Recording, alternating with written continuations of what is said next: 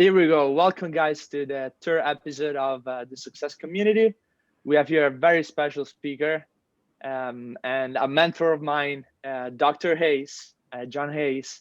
Let me give you a brief introduction about who this person is. So Dr. Hayes is one of the most published authors of the topic on franchising. Within days of publication, his franchise books such as Take the Fear Out of Franchising, 12 Amazing Franchise Opportunities for 2015, Buy Hot Franchisees Without Getting Burned, and many others. He climbed #1 bestsellers in their categories on Amazon.com. And he's also been a franchisee and a franchiser.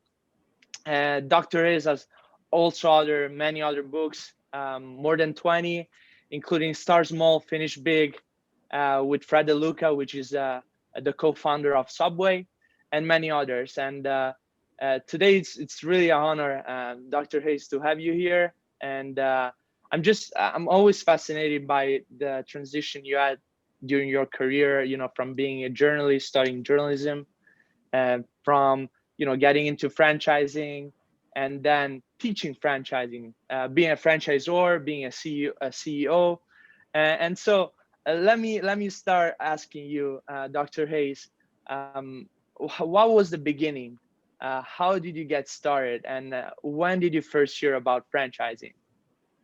I didn't know anything. And first of all, thank you for inviting me. This is an honor for me to be on your program. And I want to say hello to all of your audience and congratulate you and your partner, Matteo, and others who have been involved in your give back community. That's just fabulous. Many of my board members have been impressed by what you all do, and I certainly am and grateful. And I think these are what you're doing there is an indication of the kind of leader you will be in the future.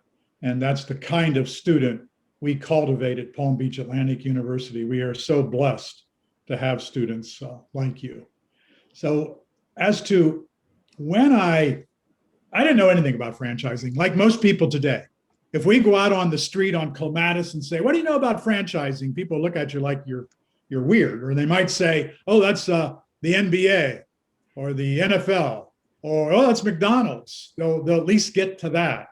Okay, well, we're talking about business format franchising. McDonald's is one of those, but McDonald's is one of 4,000 companies in North America that uses franchising as their methodology to advance throughout the world, to put a McDonald's everywhere, or to put a Sinorama everywhere, or to put a whatever franchise brand you can think of everywhere.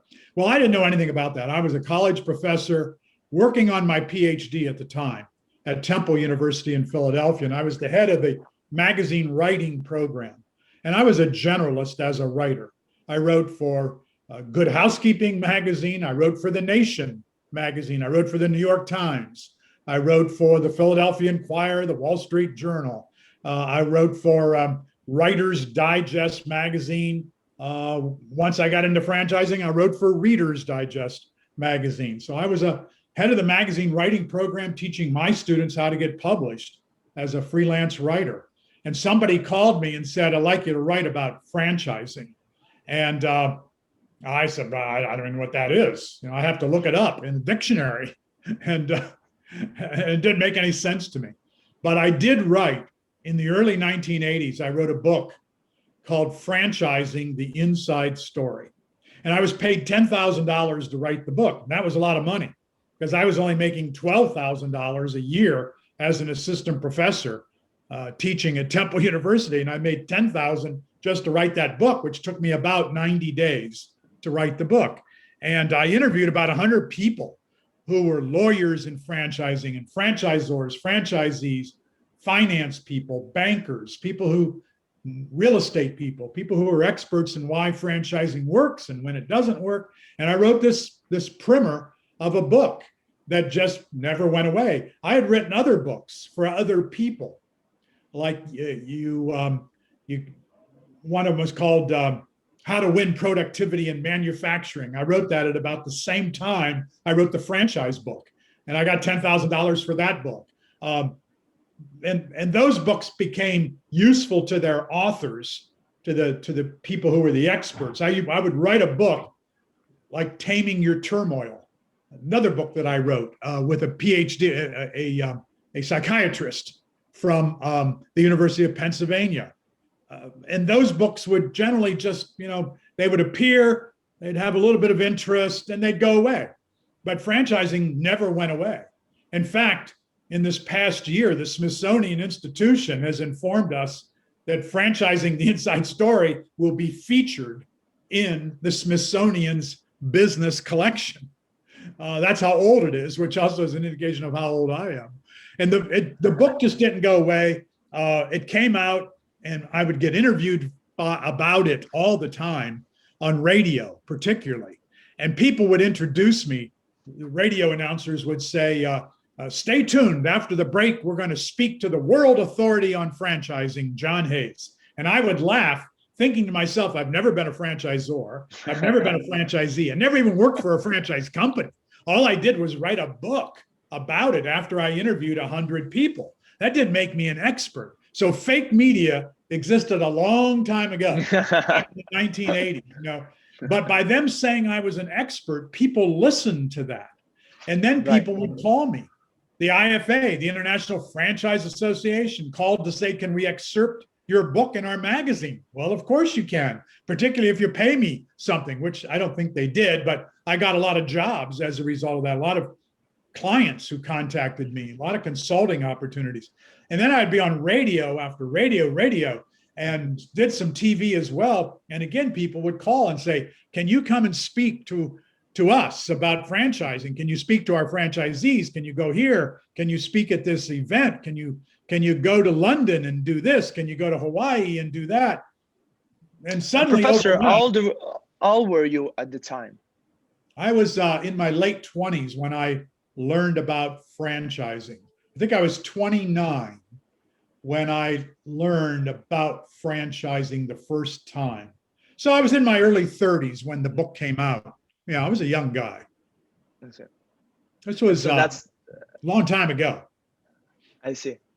And so from your 30s to your 30s, you started developing specific knowledge in regards of franchising. Yeah, I started doing all this work for franchise companies, things I'd never done before. Like I was writing the monthly newsletter for the franchisor to go out to their franchisees. I was writing sometimes public relations articles that would go out to the local newspaper. Somebody would pay me to write a PR piece for them. I wrote brochures. I got involved with their development teams on what they needed to do to generate leads. I helped them generate leads. In some cases, I did training, not about franchising specifically, about communications and marketing and how to develop yourself with your local community, get involved in the Chamber of Commerce, how to give a speech to the local Rotary Club about your business. So I was involved in all facets of franchising. And at one point in my 40s, then I decided, no, I really ought to own one because that would help my expertise. I mean, I'm just an author, and not that being just an author is a horrible thing, but I didn't have the day-to-day business experience of writing a payroll check or of doing any of the work that you've got to do when writing a business plan, going to the bank and figuring out how do I get some extra money to do what I need to do, renting an office, hiring people, meeting, documenting documenting the process of, okay, well, I managed to get this client of mine onto a big TV program to be interviewed about his business, and he got 10 leads as a result of that. How do I replicate that? How do I do that again and again and again? And not me. How do I hire one of my students, because I was still teaching at the time, how do I hire a student and say, here, I want you to work on this client, learn how to do this. So I needed the expertise of operating a real business, and why not a franchise business? So I got into an ATM franchise. I was in a sign franchise, and I never operated those businesses. All of the ATM franchise, I was in it thick. I was out installing ATM machines in businesses where, we would have to go convince a local market, hey, you need an ATM machine. We'll put the money in it. We'll set it up. We'll do everything that needs to be done, the signage and so forth, and we'll collect a nice fee. That was a great little business to be in for a period of time. The best one was when I became a franchisee of HomeVestors, We Buy Ugly Houses, and that was in Dallas, Texas. And I operated that franchise with a partner, and we did really well. I was then appointed to the board of directors of HomeVestors Incorporated, and then the founder of the company died, and he asked me to succeed him as he was dying. So I became the president, CEO, chairman of the board of We Buy Ugly Houses with 250 franchisees ultimately. So I was able to go from being a supplier in franchising to a speaker, to a writer, to a franchisee, and ultimately to a franchisor. And very few people have done all of that. And then when Palm Beach Atlantic University received $1.5 million donation from the Titus family in West Palm Beach to establish the Titus Center for Franchising, they said, well, we need an expert in franchising to come and teach our classes and to run the Titus Center. And fortunately, that was me. And that was several years ago. And here we are today with students like you, Umberto, and about 50 students altogether today who are studying franchising, earning a concentration in franchising, and finding that there's lots of employment opportunities. Most of my students want to buy franchises like you. They want to become entrepreneurs. They are entrepreneurial, and they want to do it within the system of franchising, which presents lots of great opportunities. Dr. Hayes, one thing I was very fascinated about was the story of HomeVestors. And I don't remember exactly the name of the founder, which was one of your dearest friends. Yeah, Ken D'Angelo, yes. Yeah, and I guess he's half Italian too. I remember that. But one thing that really interested me a lot when you told me about it was the behind the scenes of the marketing idea, We Buy Ugly Houses. Yeah. Can you tell us a little bit about it? Yeah, so We Buy Ugly Houses, which is trademarked, is one of the smartest advertising campaigns, most effective advertising campaigns ever. And it wasn't created by Madison Avenue or by a think tank of advertising people getting together and charging hundreds of thousands of dollars for the rights to it.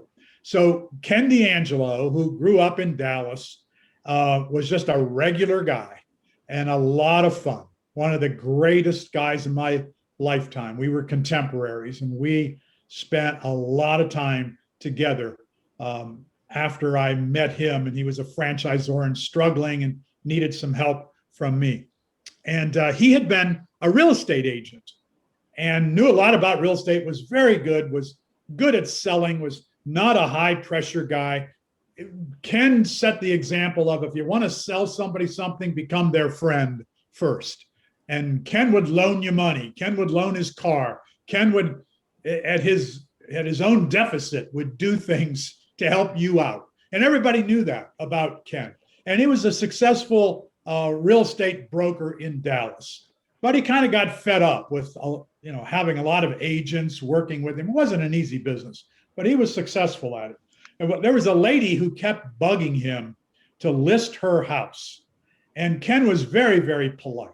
And he didn't want to say to the lady, look, I would list your house, but it's not in good condition. It's run down. I can't sell it. It's not what I can sell. But he felt sorry for her. And so he said, he bought the house. He bought her house. So he buys her house and he fixes it up, puts a little bit of money into it, fixes it up, gets it painted, doesn't have to do a lot to it, puts it on the market, sells it immediately as a starter home, and realized he made more money doing that than he was making day to day as a real estate broker. And he loved it. He made the lady very, very happy. He made neighbors very, very happy that he fixed up her house. Then he got a first-time home buyer who was able to buy the house, and they loved the house. Everything was, he was being congratulated by everyone. And he realized, I should do that again. And so he started doing it, buying houses and turning them around. Well, after a while, he gave up the brokerage business, and he decided to put up some billboards around Dallas that said, HomeVestors, we buy houses. That's all it said, and a telephone number. Well, the billboard company thought he was crazy, because in those days, in the I guess this would have been in the 80s, maybe in the early 90s, no one was using telephone numbers on billboards. They were for institutional advertising, or it was a reminder of a brand. It wasn't a call to action. But Ken said, no, I want a phone number. And so they put it on there. Phone started ringing. I don't know, maybe he bought, his family thought he was crazy because he bought something like 100 billboards. And so the phone started ringing, but people were calling and saying, hey, my wife and I are getting a divorce. We just bought a brand new house. It's worth $800,000. We need to sell it. Can you come and, well, that's not the kind of house he wanted necessarily. Although, later divorce became one of his target markets as well. So he knew, look, I'm attracting people with nice houses. I don't want nice houses. I want run-down houses. How do I say that? We buy run-down houses. And then one day it hit him, we buy ugly houses. So he called the billboard company and he said, here's what I want you to, and they, no, we're not doing that. We can't put ugly on a billboard. We're going to insult people. They'll hate you. You can't tell people they have ugly houses. And he said, look, I want 100 billboards. You want my business or you not want? They took his business. They put up, we buy ugly houses. Fortunately, he trademarked it. And wow, did that take off.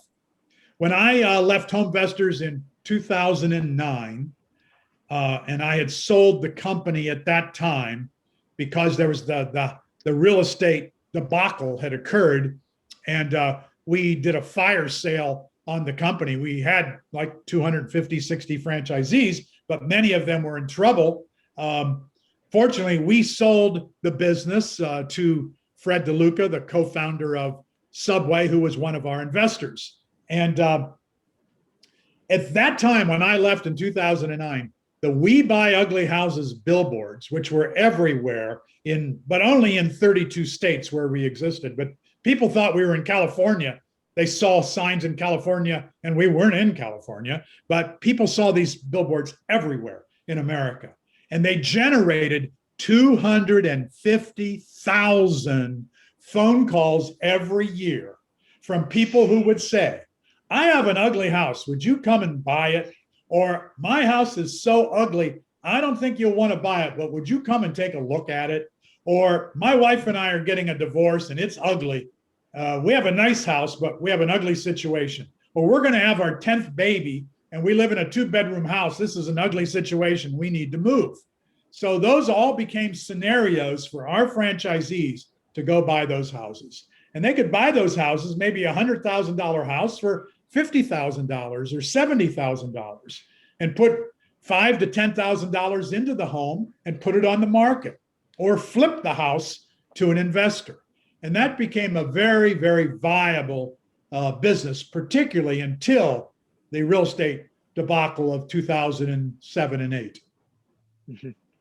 Yeah, wow, what a story. What a story. What do you think, Dr. Hayes, talking also about leadership, and I know that you stepped up into the CEO role, but what do you think that made Ken so special? Obviously, you said that he was treating everybody as a friend, and he was a really nice person. Right. What do you think made his and his company so successful? Yeah. A friend of mine used to say back in Philadelphia, only the good die young. And that was Ken D'Angelo. Died way too young. We were in our 50s and just really enjoying life. He had just really arrived at a point where he never cared about money anyway. He would give it away, but he had plenty more to give away at this point. He could do anything he wanted to do. And, when I think about Ken's life, he was truly the nicest man in so many ways. Not that he didn't have arguments with people, not that he didn't have an occasional lawsuit, although no one in business up to the time of his death had filed any lawsuits, and we didn't have any HomeVestors legal battles going on. Franchisees loved him. If you were a franchisee and you were having a problem and you lived in Florida and he was in Dallas and you called him and said, Ken, I cannot figure this out. I'm trying to buy a house, haven't been able to buy a house all month. Here it is the 20th. I've got leads. I work them every day. And Ken would say, where will you be tomorrow? About 12 o'clock. And you'd say, I'll be right here. And he'd say, okay, no, drive over to the airport. I'm coming in. I'll send you I'll be there. I mean, he would drop everything, no matter what he had going on. Maybe it wouldn't be tomorrow, but it'd be next Tuesday. I'm going to come and spend a day with you or 2 days with you. And in those later years, it was just fortunate because I was pretty much working with just a couple of clients, writing and speaking about franchising, working out of my home. And he would call me and say, can you go to Florida with me tomorrow at 9 o'clock? I said, yeah, I guess so. And then we would go help you, Umberto, and he'd say, okay, Umberto, you got 3 leads set up. Let's go. Let's go out on those leads. John and I aren't, just tell the people that John and I are looking at franchising and we're new. We don't know anything. And we'd go along and we'd let you take the lead, and then we'd go have dinner, and Ken would say, all right, here's what's going on. Here's what you need to do better. Here's what you should have known before you went on that call that you didn't know. Here's why you're not going to get that sale, or here's why you're going to get that third call. Here's what you need to do right now. And then he'd say, okay, tomorrow set up 3 more appointments and introduce me, Ken D'Angelo, as your new buyer. And just sit back, don't say, let me take it. And this is a guy who didn't live in Florida, didn't know anything about the city we were in, didn't know anything about anything other than he knew the lead and he'd ask some questions. And it wasn't anything, it was no secret. Ken just wanted to just figure it out. I see. Just the way he was genuinely interested in the franchisees and in his people. Definitely. I see. He wasn't trying to take advantage of you. He would give you information that you'd think, well, gee, if you wanted to really buy my house, you probably shouldn't have told me that I could sell it for more if I fixed it up myself. Or he just knew, look, we get 250,000 phone calls a year from people who have ugly houses, and we're only in 32 states. We could have 500 franchisees get 500,000 calls because there are endless number of ugly houses in this country that need somebody to buy them and rescue them from an ugly situation. We had a lady who needed to have a kidney transplant, and she needed to get out of her ugly house. And that's what she used the money for. There are just lots of scenarios there where Ken was very generous, very helpful. And I think that comes first and foremost. He wasn't deeply religious. It wasn't about that. But he was filled with love, and he was filled with honoring people and doing the right thing, even if it cost him money. And I think franchisees recognize that, and people who wanted to sell their homes recognized that. And the billboard company, they thought he was nuts, but they became one of his closest allies. They were calling him saying, Ken, we got a great billboard available. You want this? And he could get discounts on it. And he was unique. Talking about leadership, Professor, we can see you're telling us how Ken was leading his people. I'm interested, since you got to know him very well, since you co-authored his book, Fred DeLuca, which is the legendary co-founder of Subway. if you can make a comparison, like what do you think are some similar traits that Ken used to have with Fred, and some, different things that they had going on? And also, what do you think made Fred so thick and so successful? Well, so I wrote Start Small, Finish Big. That was Fred DeLuca's book. And I would have written the Ken D'Angelo book, but he died too early on. And I introduced the two of them. And eventually Fred became an investor in HomeVestors. They were two entirely different people, except in this one way. They were both visionaries. They could see things the rest of us couldn't see, or maybe we just couldn't imagine. For example, when Fred was struggling early on with Subway, wasn't making any money. The Subway units weren't necessarily successful consistently. He announced, well, 2 years from now, or maybe it was 5 years, I don't remember. It's in Start Small, Finish Big. He would say, 2 years from now, we will have 500 Subways. 3 years from now, and he always hit these goals. 3 years from now, we'll have 5,000 Subways. I mean, people thought he was nuts. And when Ken said, I'm going to buy 100 billboards and what? Are you crazy? I mean, even his family, Ken's family said, don't do this. You're going to lose a lot of money. And the same with Fred. We had people who doubted him, but they were both visionaries. People like visionaries. And that was really important in franchising. When I think of the clients I worked with, Don Dwyer, who started Rainbow International, a carpet cleaning franchise. Today, the Dwyer Company is known as Neighborly. I think they have 30, 35 brands now. They were sold for $3 billion. And Don's another one, died when he was 60, died way too young. Built a franchise with several different concepts in it.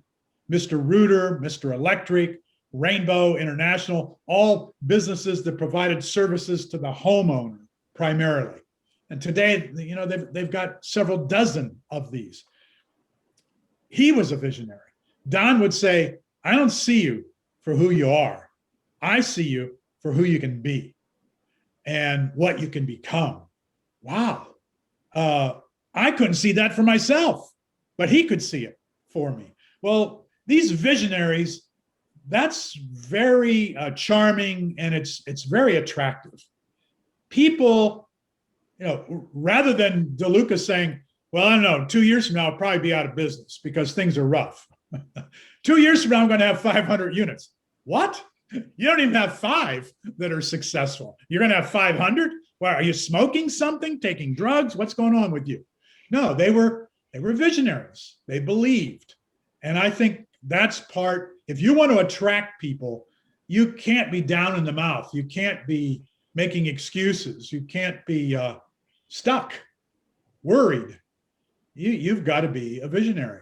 Ray Titus started out with Sinorama in his garage at home, working with his father.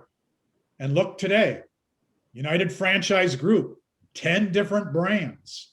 It's an amazing company, and using franchising that primarily are business-to-business franchises. Dwyer was home service franchises. Titus decided to do business-to-business, fully promoted, Transworld Business Advisors. These are businesses that help other businesses. Now, he also has a food division that's smaller, but he has that as well. He's a visionary.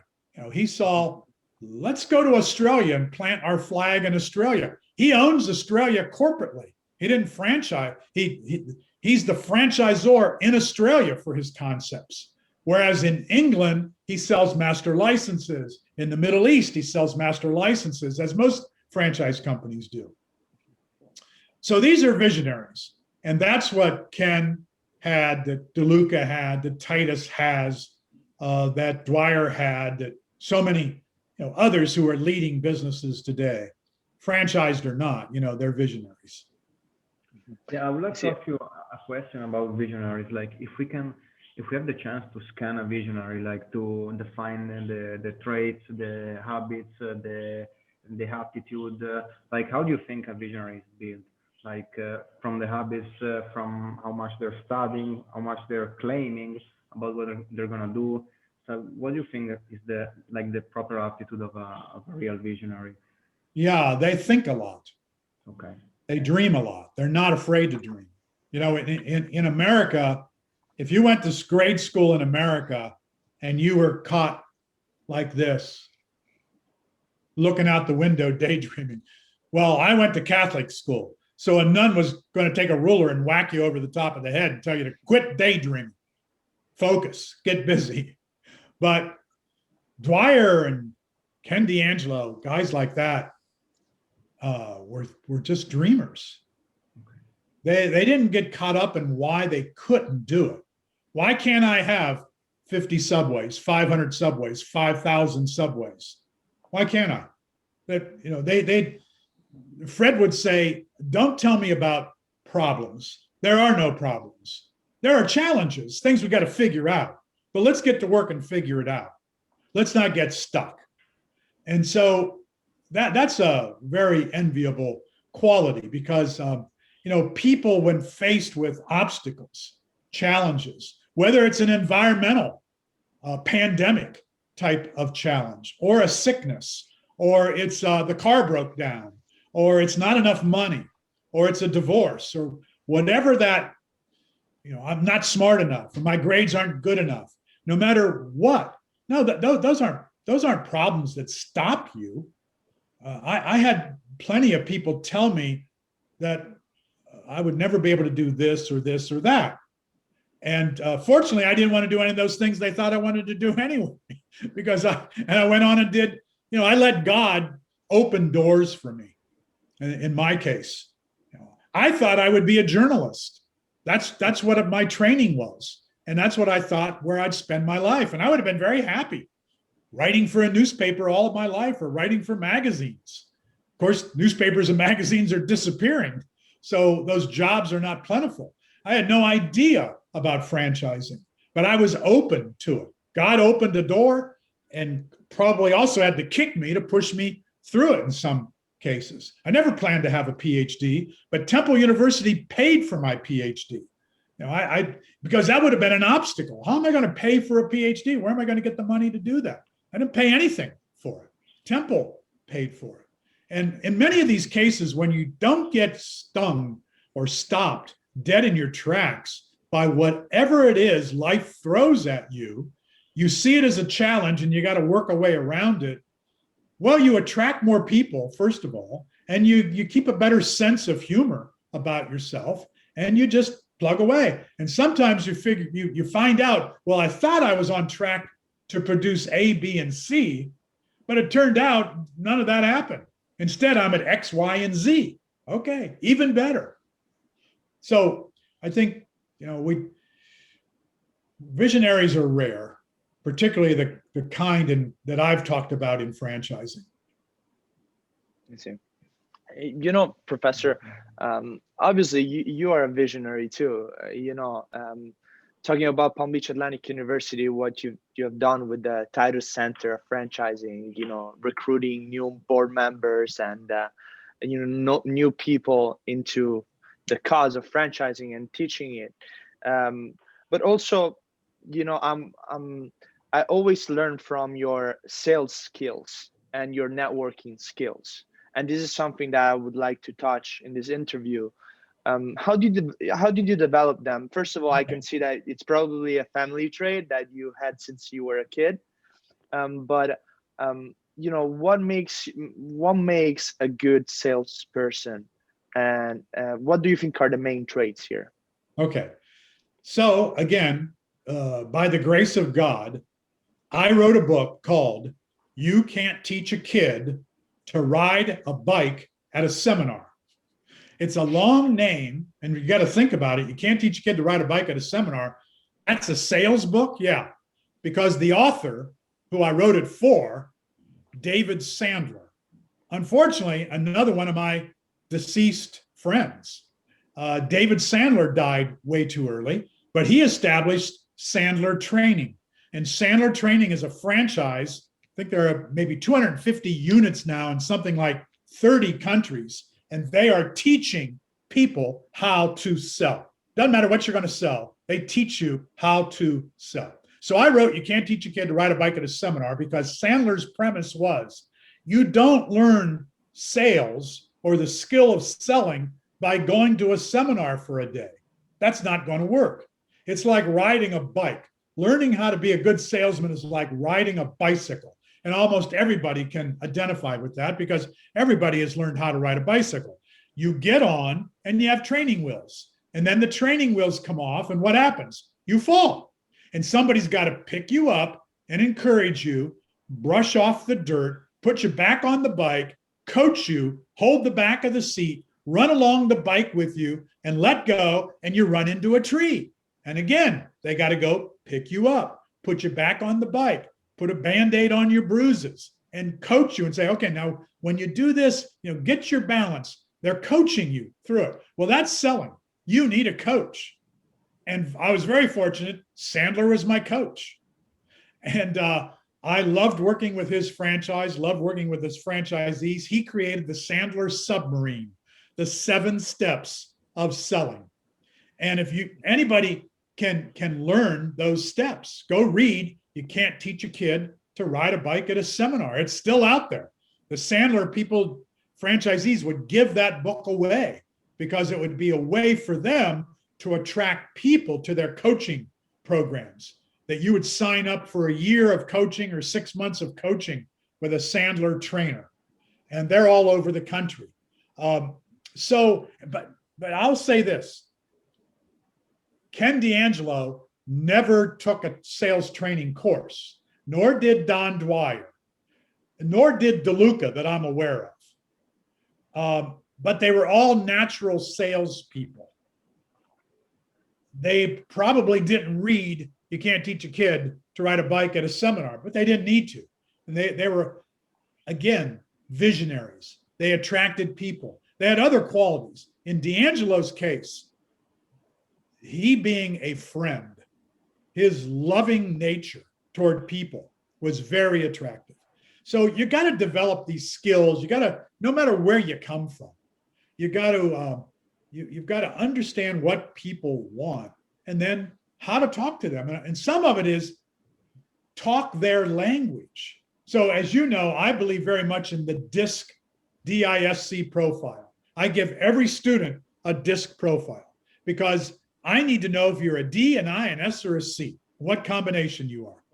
And I need to know your DISC profile, because if you're a high D profile like Umberto, well, I know I can get together with Umberto and I got to get in his face. I might have to hit him on the head to make a point, because the D is very driven, dominant, visionary, wants to go get it done. You got to get their attention. Sometimes you got to shake them up, but you don't do that to an S.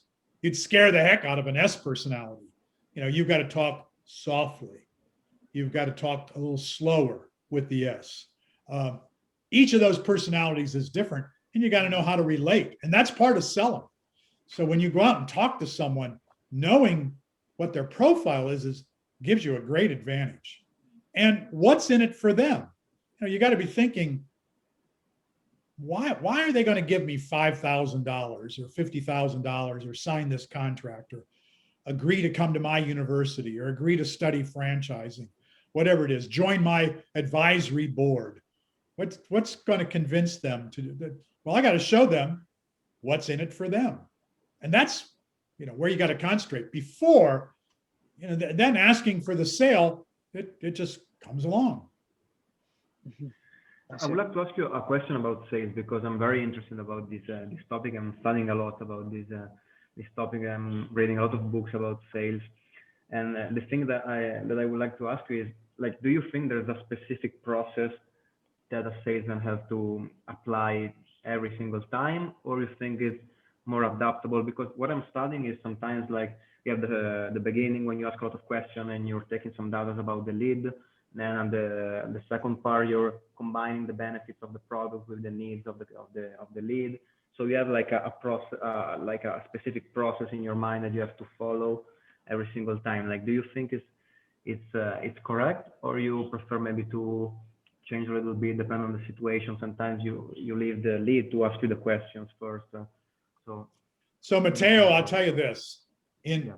at my age of life, and having been through the number of businesses I've been through, having worked with the number of clients internationally that I've worked with, everything is a system. Selling is a system. Learn the system. There are variations of the system. There are times when you would normally do A, B, and C, but there are times when you're only going to do A and C, times when you're only going to do B and M and N. There are 7 steps to the Sandler system. And it's not because it's the greatest book on sales. Nobody ever said that. You only need to read. You can't teach a kid to ride a bike at a seminar. That's the only sales book you need to read. And then do what David Sandler tells you to do in that book. Put the 7 steps of that system to work, and you will succeed.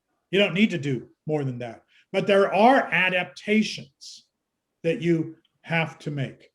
And like generating leads or cold calling, which nobody wants to do. Sandler would say you might as well put your arm in a meat grinder if you're going to do cold sales. Nobody wants to do that on the telephone or door to door, but you got to do a little bit of that in some cases. Now with technology, which didn't exist when Sandler was alive, the technology that we have with social media, lead generation is a completely different story now. But you can just learn one system. And I love the Sandler system because I've helped develop it at times. I've helped train it. I've been a student of it with David. I'm bringing the president of Sandler training to the university in January 2021 at Palm Beach Atlantic. We will have the Selling Franchises Boot Camp.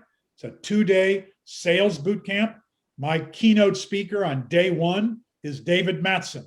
He was the #1 franchisee of Sandler. He replaced Sandler eventually as CEO of the company.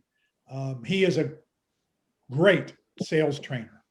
And he's going to be with us on campus. He will be available to my students. That's the kind of training you need. Studying sales forever, I wouldn't recommend anybody do that. I would recommend select the system, learn it, practice it, refine it, and get going. Mm-hmm.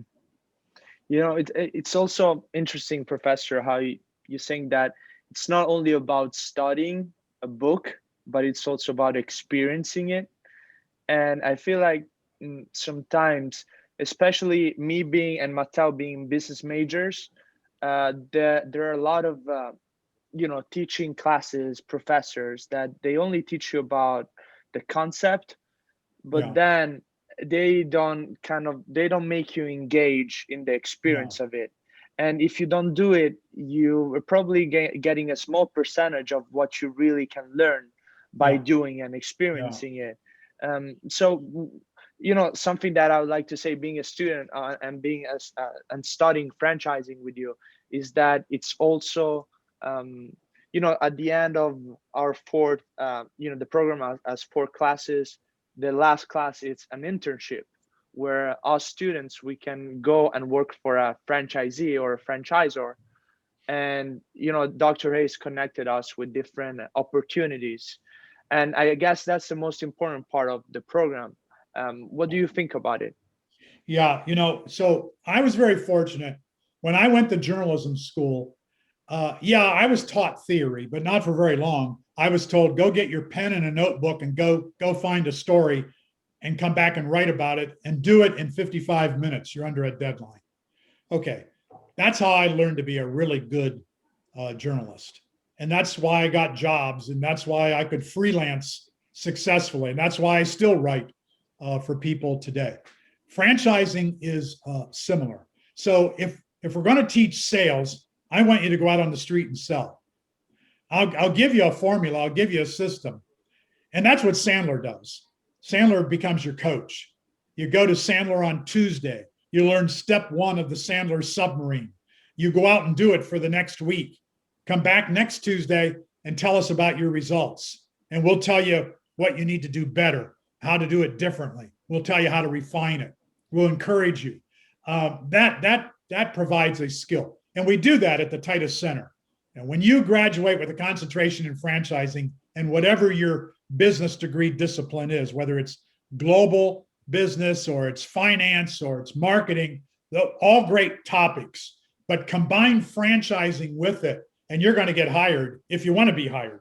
A lot of my students are now franchisees. One is a franchisor as well. They don't necessarily, most do go get jobs, at least starting out, but their plan is within 5 years to go buy a business, and they're going to have those skills.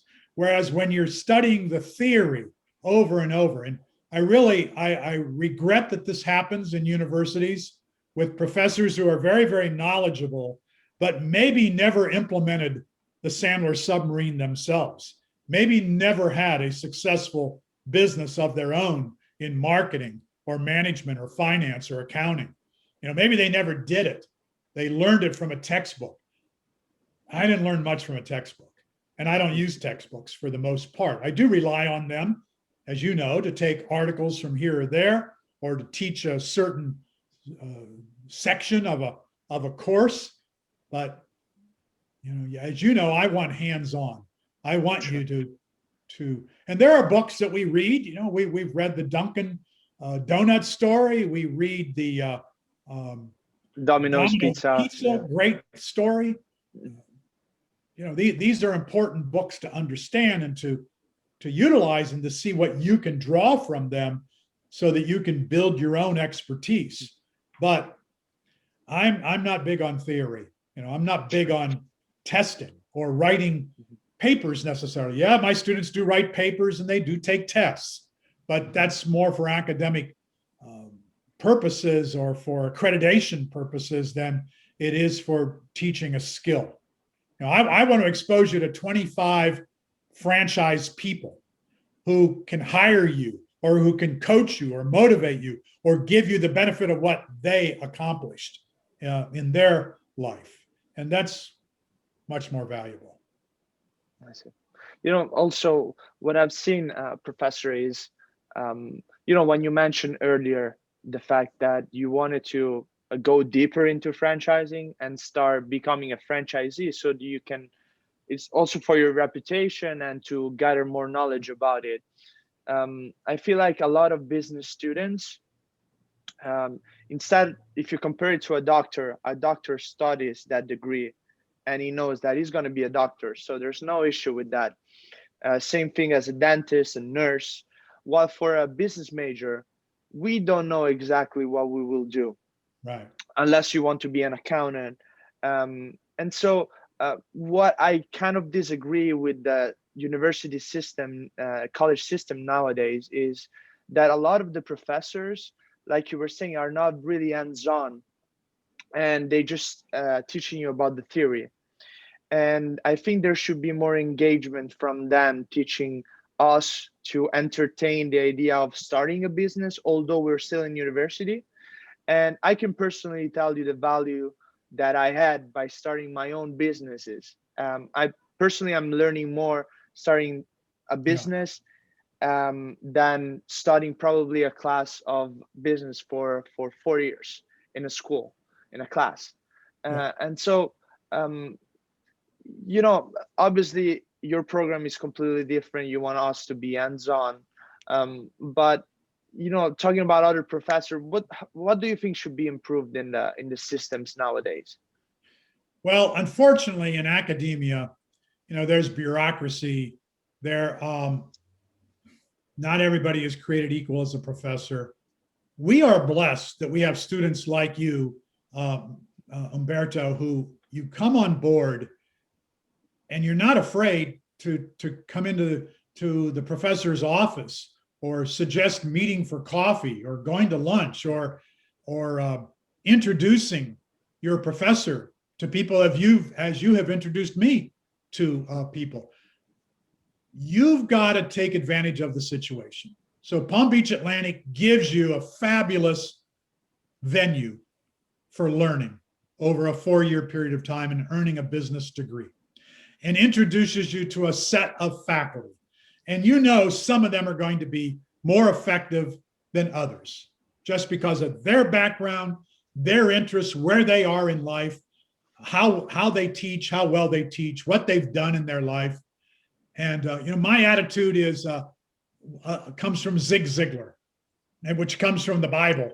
You can have everything in life you want if you'll just help enough other people get what they want.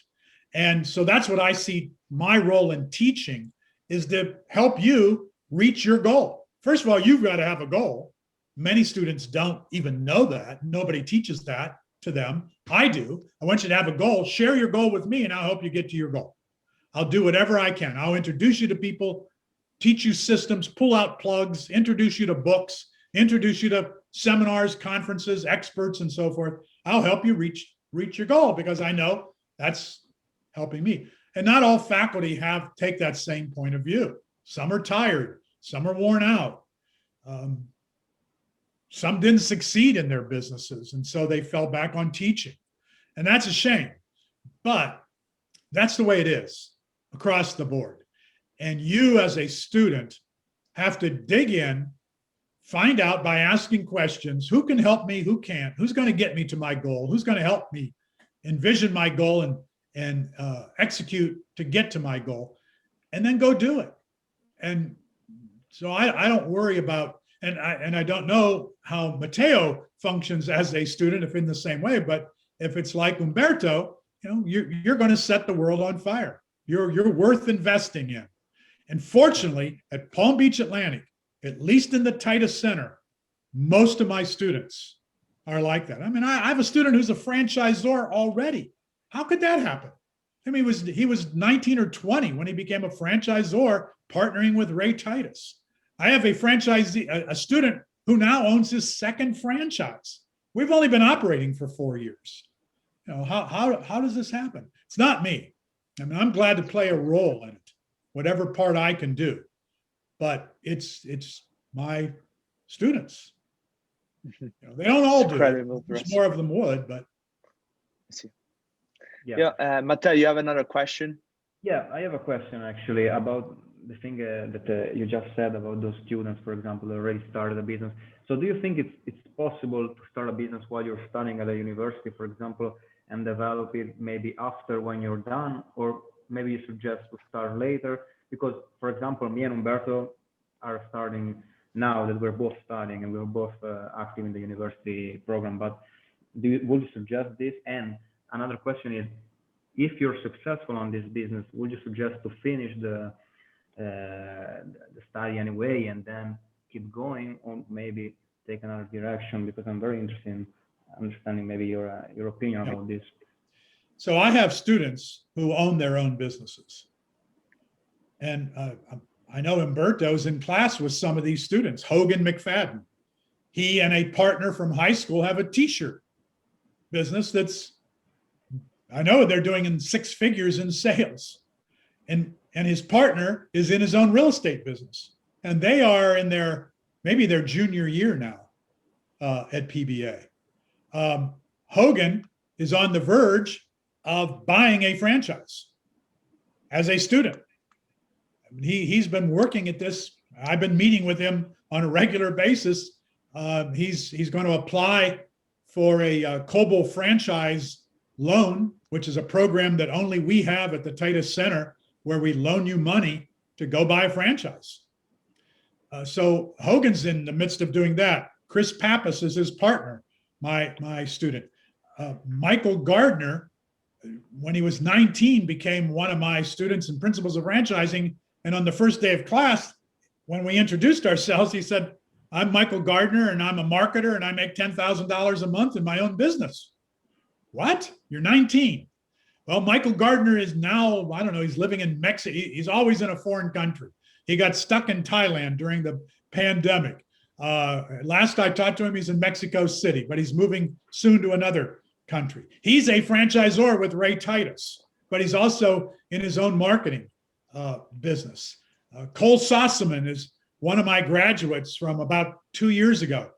In his between junior and senior year, he took Principles of Franchising spring of his junior year. That summer sent me a note and said, could you read this disclosure document? My sister and I are going to buy this after school educational franchise.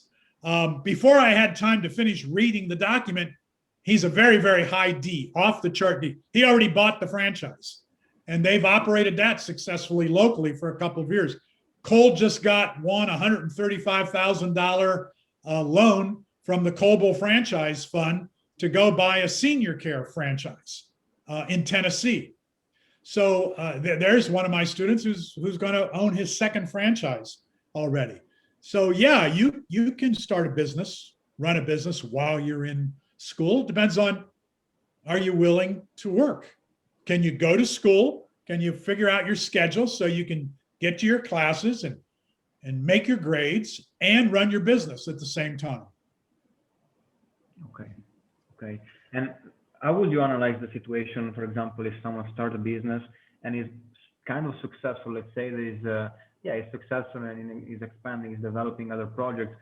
Do you think it's wise to consider to maybe, I don't know, slow down on the business or on the studies, or maybe just finish because you're gonna take some more knowledge? Like, what do you think about that? That's an individual decision. I think it depends on where you are in life, the money you have. Do you have a scholarship? Yeah. If you don't complete, will you lose the scholarship? Do you have loans? How intent are you on completing your degree? Not that, and I think everybody should complete the degree. That just makes sense. So I would make that a priority. Get it done. Work with your professors to get it done, to make sure you get done in no more than 4 years. Try to get it done in less than 4. There are students who do that. They go through the summer. But that's an individual thing. Yeah. I worked my way through college. I never took a loan. I had a little scholarship here and there, but I worked full time, and I just worked my way through. And I got it done in 4 years and went on and got a graduate degree, my master's degree, which fortunately the university paid for because I taught while I earned that degree. And then, as I said, Temple paid for my PhD as I was teaching there. That's it. Well, Professor, let's wrap it up right now. Thank you so much for your time. Thank you. And there's a lot of knowledge we can get from this interview. Great. And I'll stay in touch with you for sure, getting a coffee soon. And right. Thank you again. Yeah, thank you. Very much. God bless you guys. Have a good one. Yeah. Thank you.